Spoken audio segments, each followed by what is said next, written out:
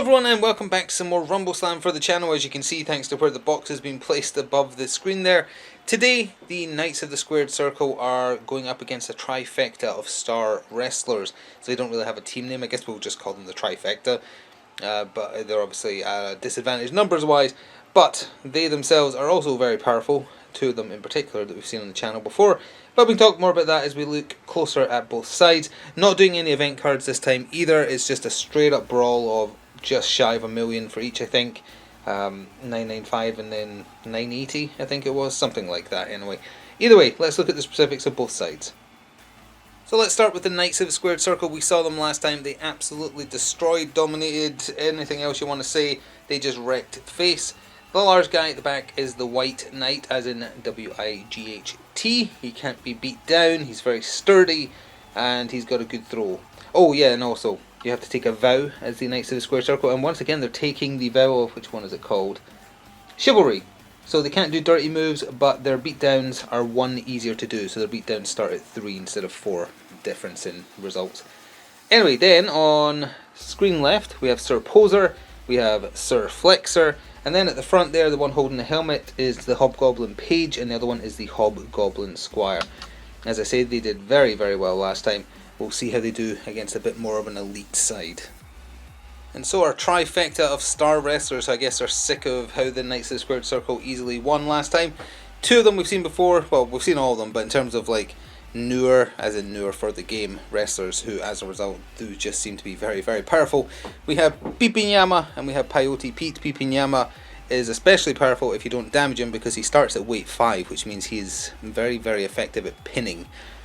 So you have to beat him up so candy flies out of him, which in turn hits damage thresholds for his stamina. He starts with 12 stamina, and for every 3 he loses, he goes down a weight class. He can replenish his health, he is a bit of a support as well, but if he gets those pins off, you're in trouble. And his dex roll is also 3 gold, which is the best possible dex roll in the game. Peyote Pete, he himself, he's pretty good. He's not based on any legal enemy in any final video game series or anything. And then, just to make up the points for the awkward amount left over, we have Ice. He's very sturdy, he's not super damaging, he is limited by very low AP and movement. He can basically only do one thing per turn, but he's very sturdy. And I think he's 325k on his own, which is a bit cheap for star players, but there wasn't a way to fit in 4. So, not at the, they don't have the advantage numbers wise, but if they support Pipinyama and let him get the pins off, only the White Knight will be able to stand against him, basically. So it should be interesting. We'll see. They might get stomped. I don't know. I don't know how, like, you know, going wide or staying elite works in this game. It'll be a nice little experiment.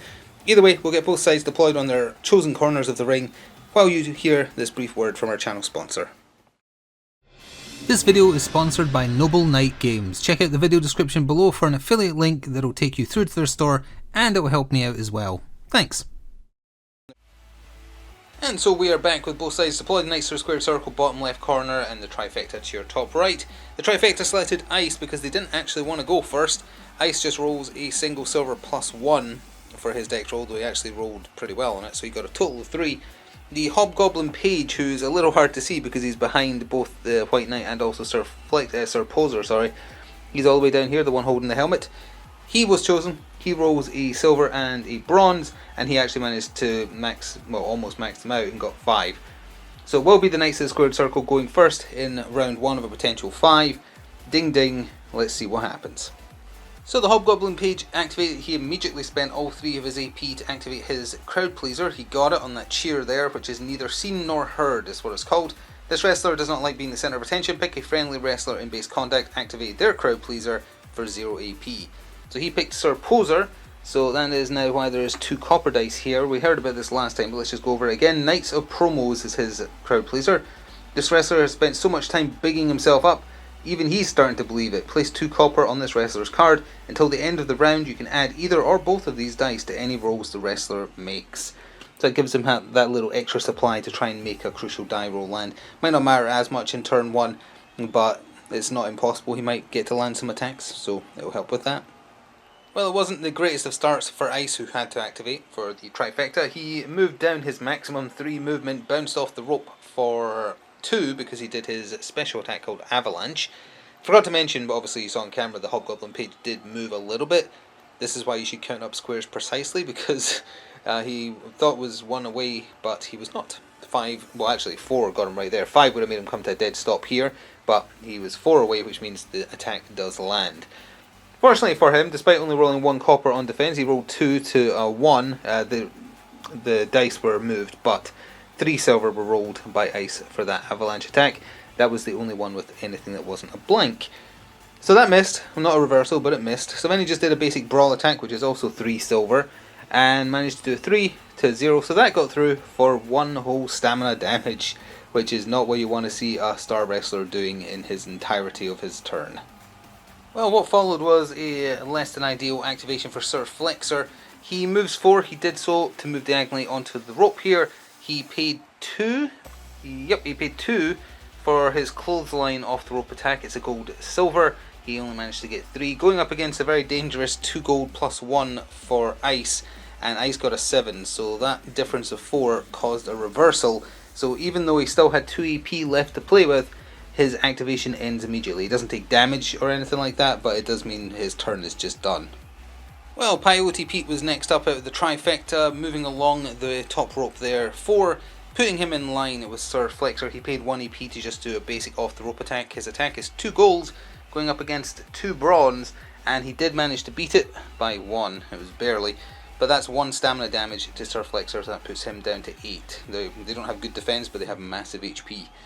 So then, with the rest of his AP, he spent 3, sorry, he spent, is it 3 or is it 2? He spent 3, yeah, on 10,000 needles. It's 1 silver, 1 copper, it does 2 flat damage, it does minus 1 AP, MP, and bleeding if it hits. Unfortunately, he just rolled a 1 on his silver and bronze. Now, the dice roll has not been made yet by Sir Flexor to see if he can defend against this, but as long as he rolls at least a 1, he's fine. Oh, well, okay, never mind then. It did in fact get through with a single success. That happens in this game quite a lot. So that does all the things I just said. 2 damage, bleeding, minus 1 AP, minus 1 MP the next time he activates. Well, how many 0 successes can you roll in 1 turn? There was a competition for it this time. The Hobgoblin Squire activated. He moved adjacent to Sir Flexor, and so he could attack diagonally into Peyote Pete. Doesn't have many options. They're not really there for doing a lot of attacking. They basically got single bronzes across the board. But he attempted 2 brawl attacks, so he can't do any more because they're not allowed to do dirty attacks because of the vow taken. But he did a couple of brawl attacks. It's a single copper. He managed to roll blanks on both attempts. However, Peyote Pete, on his first attempt to block with his 2 silver, rolled a 3 and also a blank, so obviously that one's fine. On his second defense, he also just rolled 2 blanks on 2 silver dice. Thankfully that was against a blank though, so I guess they're just like slapping at each other with completely no effect, because nothing achieved there. So now it is over to the big man himself, Pipinyama. I don't know if he can actually get in there in 1 turn. I guess we'll see. Well, Pipinyama actually did find a way to make it work. He started by paying 1 to bounce off this rope, so he moved 5. Then he used his actual movement to move 4 against this rope. Then he paid 2 to use his special version of a rope attack called Viva. It's got rocket, so he can move up to 8 squares and it still counts. It's 3 silver dice for 2 damage, and that's it basically. Rolling these 3 silver here, he got 4, going up against a single copper of 2, so that got through for 2 stamina into the pages 5. He then, with 1 AP left over, because he used 1 for the initial rope bounce, 2 for the next, he did a basic brawl attack. He rolls 2 silver for his brawl. He got a very decent 5 up against a 1 for the page, which means, well actually I was going to say it's a difference of 4, but actually no, he's defense copper plus 1, so it's actually a 2 versus a 5, so it's only a difference of 3. So I thought it was a beatdown of 2 difference because of their vow. It's actually a beatdown of 1, so it's plus 1 damage, meaning that he takes an additional 2, so he has a singular point of stamina left. But Pipinyama cannot take advantage of that by flattening him this turn. What he can take advantage of, we'll need to move the dice to show you real quick. The White Knight, well, he could get up there if Sir Poser activates and gets out of the way. If he doesn't though, I don't think friendlies can move through friendlies. I think you actually have to clear the way. So the White Knight actually can't go after his prime target because he can take on Sir Poser and have a chance. So, might be a bit of a problem for them. Well, the decision was eventually made to leave Pipinyama until the next round, so pray for the Goblin Squire at this point, given that Pipinyama has that triple gold dex roll. But the White Knight activated. He paid 1 to bounce off the rope here. Then he moved into position against this rope and paid his last 2 AP, because again the big guys don't have a lot of AP in this game, to do his special version of a rope attack called Pauldron Bash, I believe it is. It's 2 silver plus 2, meaning he was able to get to 6, but against the might of 2 gold plus 1 for Ice's defense, when he rolls like that, means unfortunately for him that he just bounces off the icicle and nothing happens. So the White Knight wasn't able to get anything done there, which bodes well for the Trifecta. They don't have any activations left though, so it is just over sticking with the Knights of the Round Table to Sir Poser to do what he wants to do with those 2 extra copper dice he got right at the top of the round. Well, there was a singular thing Sir Poser wanted to do. He moved against the turnbuckle now that the White Knight was out of the way. He paid 1 to climb it. That left him with 3 AP. He spent all of it on his devastating... Oh, it's devastating. Uh-oh. Oh, did not realize it had devastating. That is very, very bad news for the Hobgoblin Page, because it's AoE. Friend or foe. Well, anyway, it's happened. We're doing it. So it's a very powerful move in its own right. It's gold, silver, plus 2, but he threw those 2 extra copper in as well. So he got a roll of 6, 7, 8, 9, 10, 11, 12, 13. But Ice, again with that fantastic defense roll, he managed to roll 7. But that's still a difference of 6, which would be actually the entirety of the beatdown table because of the vow making each one easier, I guess. So they start at a difference of 3. Yeah, so that's going to be 2 extra damage plus dazed. Wow. Alright, well that, and by default it does 2 damage. So yeah, 4 damage plus dazed. But I'll need to double check the devastating rule real quick. We have it right here. Do you re-roll again for each target, or do the friendlies just take the same result? Hits every wrestler in base contact, friendly or enemy. Only 1 roll for the attacker and apply it to each. Oh no. I think he might have just squished his own page, because the page is rolling 1 copper for defense. 1 copper plus 1. Yeah, okay, fine, he got 3. That's actually almost the best possible result for the little page there. But it's 2 damage base, and he just beat him down by 11. So he's instantly reduced to 0 stamina and knocked out. So, did not think that activation through at all. Did not realise it had devastating. He got to hit Ice for 4 of his, I think he has like 12 health. So, got him good with it, but... and dazed him. Oh, and speaking of which, for dazed, we need to come over here, roll the crowd die, and then compare that to what the dazed roll says. If you get a cheer, it has no effect. Why is the cheer no effect? Surely the boo would be no effect. Oh well. Oh, sorry, as a little addendum, thanks to the vow, I miscounted. Thanks to the vow being in effect, it is not dazed at all, so good job that did nothing. It's actually knockdown, and Ice is not immune to knockdown, so he is also on the floor. I don't think any of them really have a chance of getting him, considering he still has over half his stamina remaining, but he is on the ground. So at the end of round 1, here's how things are looking. Sir Flexer's got 6 stamina left, the Hobgoblin Squire has 1 stamina left, the Hobgoblin Page is unconscious and on the ground and just waiting to be pinned. Pipinyama is getting in there, he didn't take any damage. Ice got a good hit in on him right there at the end, taking off 1/3 of his stamina and knocking him down. But there's not that many people in the Knights of the Square Circle team that can actually do effective damage against someone with that kind of defense. Like, they're not going to be able to do what just happened there every turn. Well, actually, if they try and set up the same thing again, they potentially could, but that would require a Hobgoblin getting their crowd pleaser off while next to Sir Poser again. I guess we'll see as we jump into round 2. And at the top of round 2, dex rolls have been done. Of course, Pipinyama was selected, triple gold. Yeah, he's gone first. He got 6 on the 3 gold dice. The White Knight was selected by the Knights of the Square Circle. He's just rolling a single silver. They basically accepted, yeah, they're going second, but he wants to try and take out Ice. So he got a 2, but it doesn't matter. As I say, Pipinyama will be going first, and then he'll get his day to try and pin Ice. Well, let's roll out some of Pipinyama's turn on camera, shall we? Because there isn't enough dice to do it all before filming. He moved into position down here, didn't have enough movement to get where he wanted though, so he paid 2 to do his Viva, his off the rope rocket attack that we talked about in the round 1. into the back of Sir Poser. Didn't roll great on his 3 silver, getting just a 2, and it was fully blocked. However, now he is in position. He has 2 EP left, so he's going to attempt a pin on these. He's actually very smushed in there against the unconscious Page, who's rolling a single silver against 5. So here's the 5, and you know what? It wasn't actually that great on the 5. That was a 3. But is there even a 3 on the copper die? No. Oh yeah, there is. There's a 1 in 6 chance, and that would be a blank. So you're out of there. The Page is the first one pinned by the gigantic, monstrous living pinata. He still has 1 AP left. So, oh, and he pinned someone. So let's see if he gets his crowd pleaser, because I think it might be relevant for helping out Ice. He did get it, so let's read it. Candy Cartel, roll 1 gold. This wrestler replenishes that much stamina. Oh, never mind. He doesn't need it. He's at full health. But it would be useful in the future potentially. So yeah, he's probably going to do 1 more brawl attack. 1 second though, just to fully decide. Yeah, your knightly vows can't protect you from the monster that is Pipinyama. Decided to just do a basic brawl attack into the squire, because the squire only had 1 stamina remaining.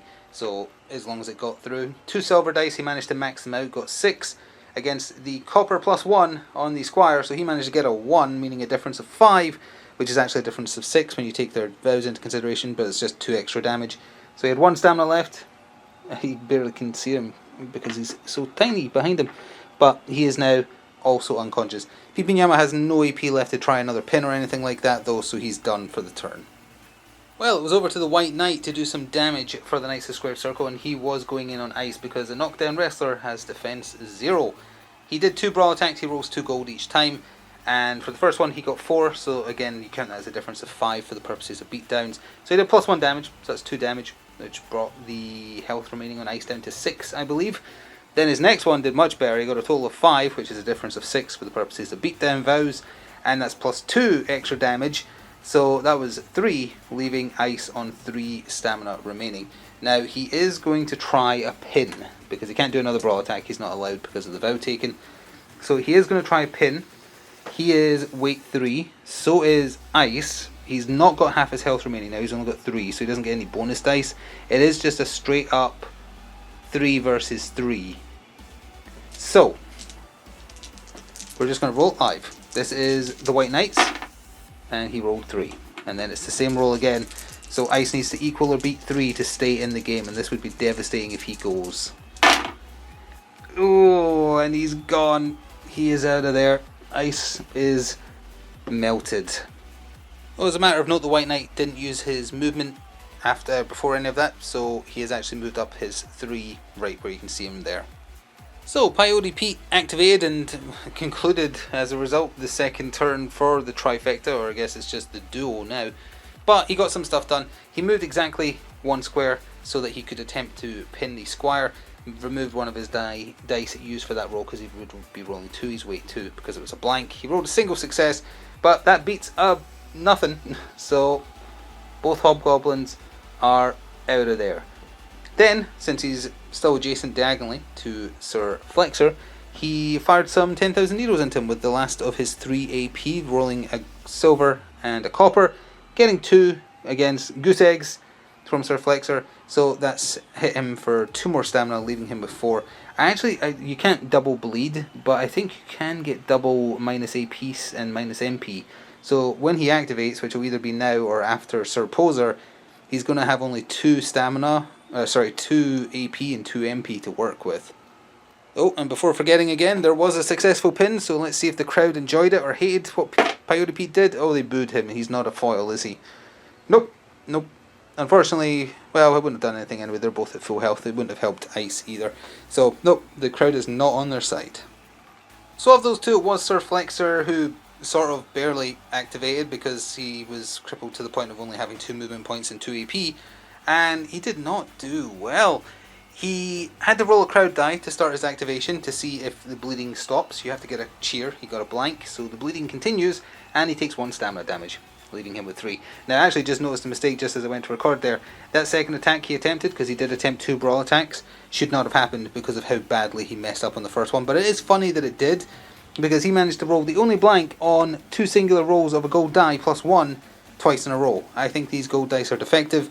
They seem to get that one singular blank more often than they should be statistically possible. But either way, he managed to roll goose eggs on 2 brawl attacks, which is what he spent his AP on, and they would both be 1. But as I said, thanks to Pipinyama rolling a 6 on that first defense roll, that actually caused a reversal, and because of the vow in position. Actually, it's only beatdowns. Does it say reversals? Vow of Chivalry, reduce the number required. Oh, actually, it does not reduce the number for reversals. Glad I checked that. So it's only a difference of, well, it's only a difference of 5. And on reversals, that does still mean his activation would automatically end. It also means he takes 1 damage and is shoved 2. Great, so he has 2 stamina left. He gets shoved away for 2, so he's back here. And he's not in the best of positions, and with that, it's over to Sir Poser to take us to the end of the second round. Well, you might notice a swapping of positions. That's because the first thing that Sir Poser did, and we're only partway through his turn, we're going to have to do it in phases, was to spend 2 on his special grapple attack, which is a suplex. It's a gold +1, and he managed to get a 5. Oh, actually, it only should have been 2 copper for the grapple defense on Pipinyama, but it doesn't matter because he rolled blanks, so it was a beatdown for +1 damage. That's a total of 3, which means he also drops a weight class. He's down to weight 4 now. They swap positions because it's a suplex. Then it does daze, and because of that boo result, Pipinyama received -1 AP, -1 MP counters. And that's really bad. If the big guys get those kind of counters, it really, really limits what they can do. Now, granted, he can still just flatten somebody. But he's only used 2 AP. Sir Poser has 2 left. He is going to attempt 2 brawl attacks into Pipinyama to further knock the candy out of him. So we'll be back with those rolls done. Well, if you're going to roll like that, there's really no need to cut away, is there? Well, 2 silver dice. He got a 1 and then a 2 going up against 3 copper dice. Pipinyama got a 3, followed by a 2. Yes, there's 1 die missing there, but the results are enough already that it does no damage. So, nothing there. So then around 2, a little bit thin on the ground from where we started, with one of the Trifecta being gone already, barely got to do anything. And the 2 little hobgoblins for the Knights of the Square Circle gone. Sir Flexer very, very close to being gone himself, especially Pipinyama decides to activate despite the AP and MP limitations he has. The only stopping point for them, I think, if they do well and get rid of Sir Flexer at the top of round 3, again, assuming they don't roll those 1 singular blanks on the gold dice that seem to pop up way too often, getting rid of the White Knight for both of them is probably going to be hard, because I think he's immune to bleed as well, because he is just living armour. Oh, no, it only says he's immune to beatdown, so apparently he can bleed, which raises all sorts of questions. But nevertheless, let's jump into the dex rolls for the third turn. Well, it was a fair effort from the White Knight, rolling a 3 on that singular silver die for his dex roll, but 3 gold from Pipinyama, yeah, of course, he is going first. Granted, he's only got 3 AP and 3 MP to play with. We'll see what he does with them. So the mighty Pipinyama moved into adjacency with Sir Flexer and then just did 2 brawl attacks, leaving him with 1 AP because he was -1. His 2 brawl attacks, oops, as I hit the tripod slightly, 3, followed by 2, going up against 1 and 0. That is 2 stamina damage, no beatdowns or anything, but that 2 stamina damage is enough that Sir Flexer is on the floor. And we're going to do the pin attempt live. So he's down to weight 4, but that's still 4 copper dice versus a singular one for an unconscious opponent. So, yeah, that's literally impossible to not win. Well, still fair though. But yeah, okay, 7 obviously beats 3. So, I'm sorry, Mr. Flexer, that is your real name. I don't think it is. Get out of there. And it actually matters this time, crowd pleaser. Got it. So what is the precise wording of it? Roll 1 gold to replenish that much stamina. What should be a blank? 2 stamina. Okay, so that is back up to 11 health. So not quite. I think it has to be fully filled in, that particular section of his health bar, so you will still be weight 4. So the White Knight had to activate, and he wants to slay the dragon, as it were, by going after Pipinyama. So he moved into adjacency, did 2 brawl attacks, that's 2 gold twice, getting 6 versus a total of 3 on his first one, so that got through for 1 stamina damage, and then the second was 3 versus 4, so nothing. He still has 1 AP left. He's going to attempt his grapple, which is called Headlock, which is also 2 gold, which is why we needed to wait. We'll just do it on camera. Yeah, I'd say Headlock is probably getting through if I had to guess. What is the grapple defense of Pipinyama? It's 2 copper. Yeah, I would say so. So that is getting through. That is 6 versus 2. So that is also a difference of 4 for +1 damage. Its base damage is 0. I presume it does beat down, so that'll be 1 more damage. So he's back down to what it was prior to self-healing. More importantly though, it means he counts his defense 0 until either one of them move. And because they both activated, neither of them are moving this round. That means Sir Poser can hopefully get in there and just kind of like put in some punches into his guts, get some candy flying out of him. We'll see. Well, Pipinyama was the last to activate this round for the Trifecta. He moved in behind Sir Poser to try and get some damage in before he inevitably goes after Pipinyama. Starting with 10,000 needles, which is the silver plus copper, +1, I think. No, just silver plus copper, and that was fully blocked. Then he just did a basic brawl attack. 2 gold, getting a 4. That did get through, no beatdown or anything like that. So just 1 flat stamina damage, leaving Sir Poser with 8 stamina remaining because he starts with a massive 9. And it is over to him now to go punch a Pinata. So no defense rolls because of the headlock that Pipinyama... That's a very funny mental image of him being in a headlock by the White Knight. Either way, some brawl attacks into his back, only 2 of them because he can't do dirty moves thanks to the vow they've taken. Did I say taken? Taken, getting 4 and then 3, so both of them caused a beatdown that did 1 extra damage. So that's a total of 4, leaving Pipinyama on 5 stamina remaining. So that also means he's currently weight 2. As long as you're inside a bracket, as it turns out. I was wrong before I double checked, but yeah, he's currently just weight 2 despite his size because all the candy is just out of him. Now more importantly, that headlock that he's in, it's until either of them move, although granted he'll probably win his dex roll to go first at the top of the round. I guess we'll see, because that is where this round is ending. So no recap really required for the last round. We're into the penultimate round, I think this is round 4. Pipinyama rolled a total of 5 on his 3 gold. The White Knight tried to activate first again, getting just a single point, so obviously nothing there. What can Pipinyama do with such little stamina remaining? I don't know. And so Pipinyama broke out of the headlock and decided to go after Sir Poser. He spent 1 AP though on his crowd pleaser, got it, so roll a silver die, heal that much stamina. He healed 4, which is really good. Put him back up a weight class. In fact, I think I put him up 2. Either way, he then moved in position. He just did 2 basic brawl attacks, hoping for some beatdowns. Both got through on 2 silver versus 2 copper. Neither did a beatdown though, so it's just 2 stamina damage in total. Sir Poser has 6 left. He did have 1 unused AP. He has no movement. He doesn't have anything else he can do with it. He can't do a dirty move to try and do another brawl. So he's just done. Oh, I will just say a rule has been getting forgotten for Pipinyama, because as much as the new stat cards are better in that it has all the relevant information on the front now, it does mean that you sometimes forget that there's more stuff on the back. So Sugar Rush has been utterly forgotten. Every time every single time he loses stamina, you're supposed to roll the crowd die, and then if it's a cheer or a blank, you get to pick someone within 3 to heal 1, and if it's a boo, the opponent gets to pick. Totally been forgetting about that. Going to carry on because it wouldn't be very fair now, especially because he's been getting beaten up quite a few turns now. But yeah, it's a bit of a foible of the new card type, because on the old ones when they're tiny, yeah, most of the information for their attacks was on the back. Now you get used to all of it being on the front, you forget that there's passives on the back there. The White Knight is determined to stay on Pipinyama, moving in against him, doing 2 brawl attacks, the first of which did not get through, believe it or not. Second one did, but only just barely. He's actually rolling pretty well. So it did get through for 1 whole stamina, and he's not done yet. He has 1 AP left. He is going to attempt the headlock again. We're just going to roll for that live again because of the lack of gold dice. And there's a good chance it's going to get through on a 3. It's 2 copper for his grapple defense.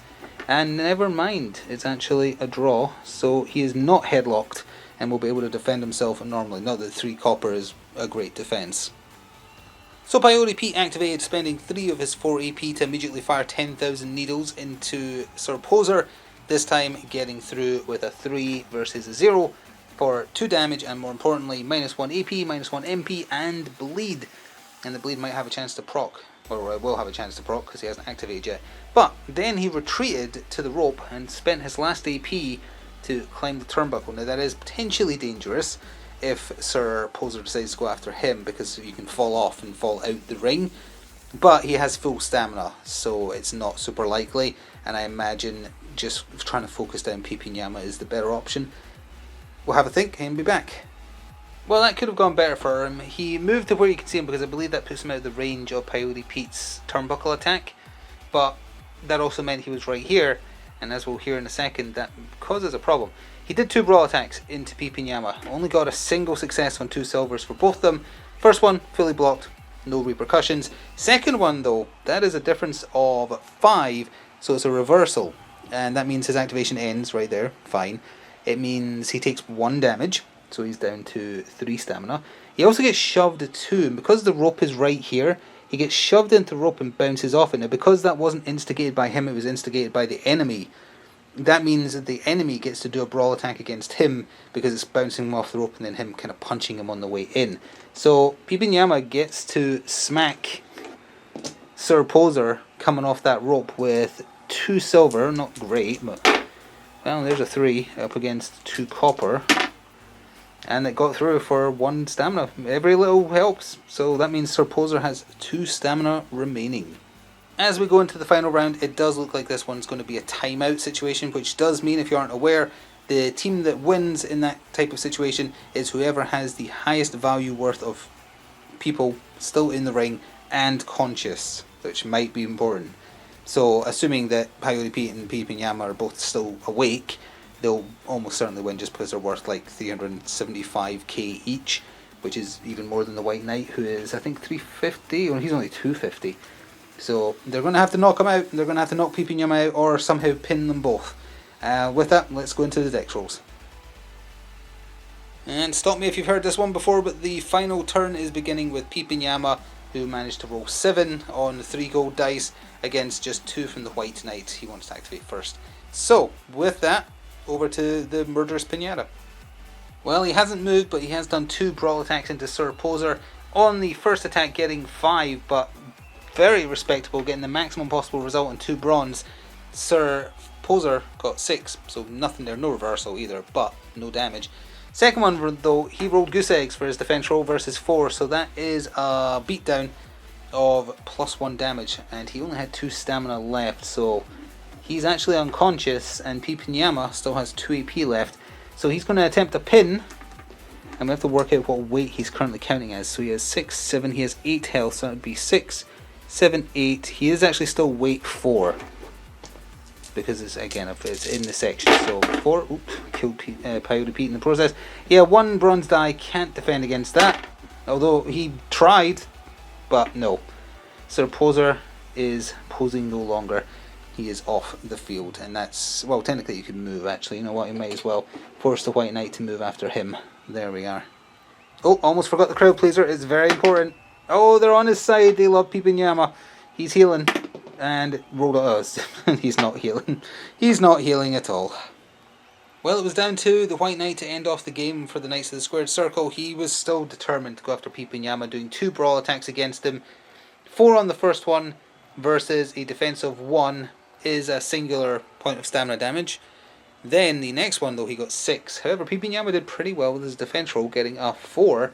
It still goes through, still hits him, no beatdown though, so it's just 1 more stamina damage, meaning Pipinyama is down to 6 stamina and is very much still conscious. Now yes, he could technically try and get him in a headlock.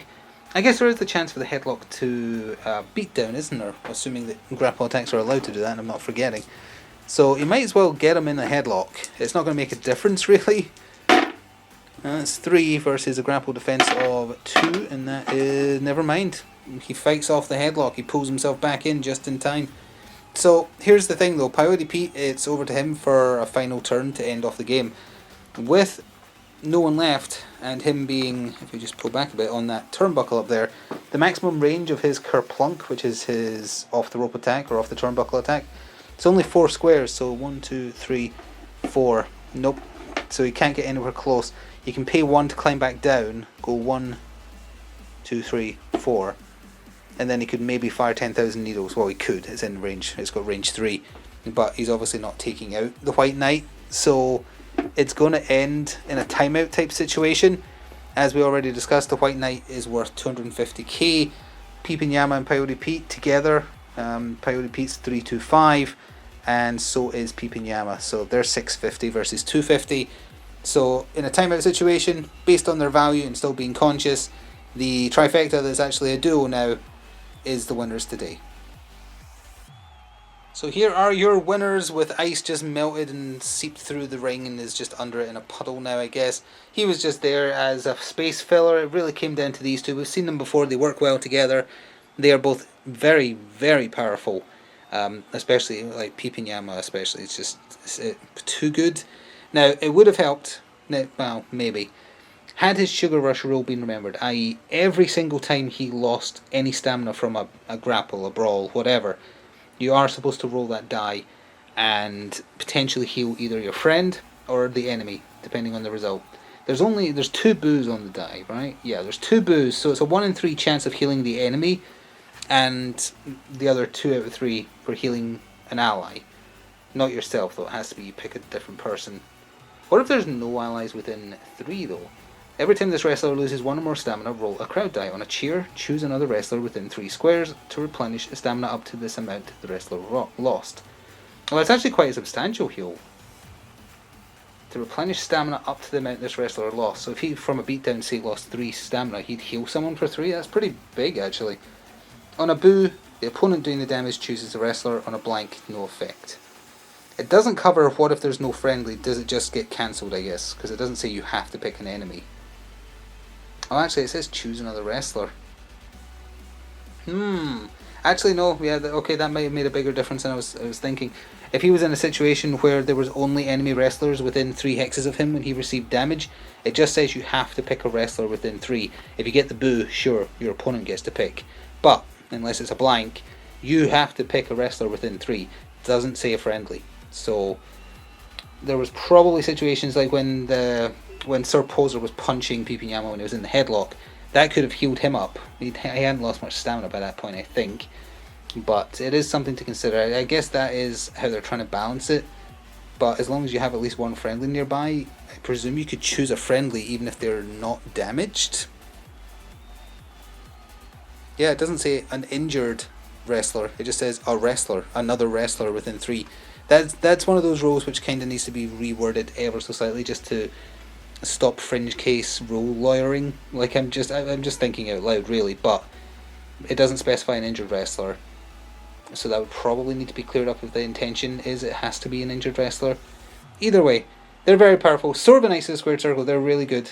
Their hobgoblins are super weak, obviously, but in general, they're super powerful. All the newer releases for the game are a little on the skewed high power end. I'm kind of scared to pick up more of the kind of Mortistio Martyr, or whatever they're called, this faction that they're part of, given how strong Pipinyama and Paiuri Pete are. Have to do it sometime, though, to fit the theme and have a full kind of a normal wrestler team as opposed to star wrestlers, because these 2 are star wrestlers, it's worth remembering. They're meant to be powerful, but they're supposed to be costed to reflect that. And actually, with them both being just 325, I would have thought 350 at a minimum, but that's just me. Anyway, I'm rambling. Thank you very much for watching some more Rumbleslam. There will be more in the future. We'll try and get another team painted up at some point. It's just difficult to find the time for it right now. Please do share support if you want to see more. And if you want to support what we do here, please do consider becoming a channel member. You'll get early access to certain videos, including this one, if you were a channel member before it when uploaded, and everyone else will see it a week later. Or you can check out the channel sponsor if you buy anything from them via my affiliate link, including Rumbleslam. They have the stuff I bought from them. I will also be compensated for any of your purchases, which would be very nice. Enjoy the rest of your day, and see you next time. Ta-ta for now.